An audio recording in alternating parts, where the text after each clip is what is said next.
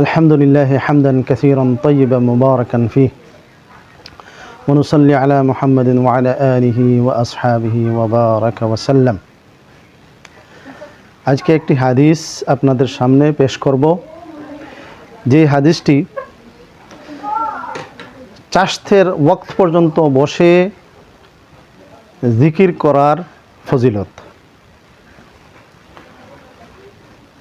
দীর্ঘ সময় জিকির করলে, অর্থাৎ ফজরের সালাতের পর থেকে ইশরাক পর্যন্ত এক জায়গায় বসে যে ফজিলত পাওয়া যায়, এর চেয়ে বেশি ফজিলত এমন চারটি বাক্য রাসূল সাল্লাল্লাহু আলাইহি ওয়াসাল্লাম আমাদেরকে শিখিয়েছেন।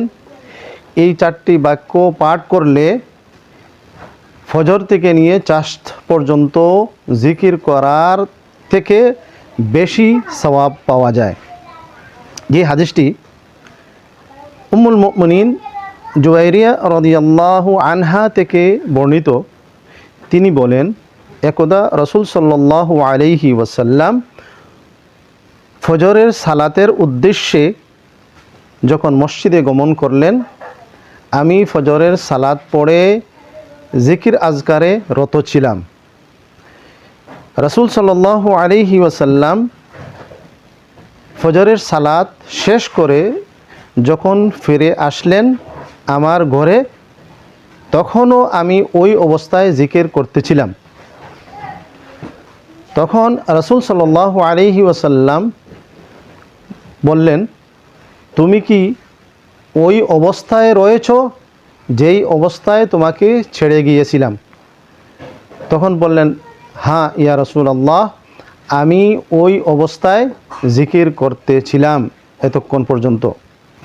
রাসূল সাল্লাল্লাহু আলাইহি ওয়াসাল্লাম বললেন, আমি তোমার কাছ থেকে গিয়ে ফজরের সালাত পড়ে এমন চারটি বাক্য পড়েছি যা পাঠ করলে এই ফজর থেকে নিয়ে এই পর্যন্ত বসে যা জিকির করেছো তা থেকে বেশি সওয়াবের অধিকার রাখে।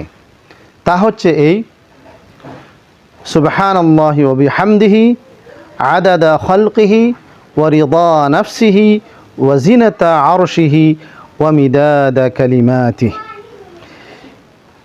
এই হাদিসটি সহিহ সূত্রে সহিহ মুসলিম, আবু দাউদ, তিরমিজি, নাসাই, ইবনে মাজাহ সহিহ সূত্রে বর্ণিত হয়েছে।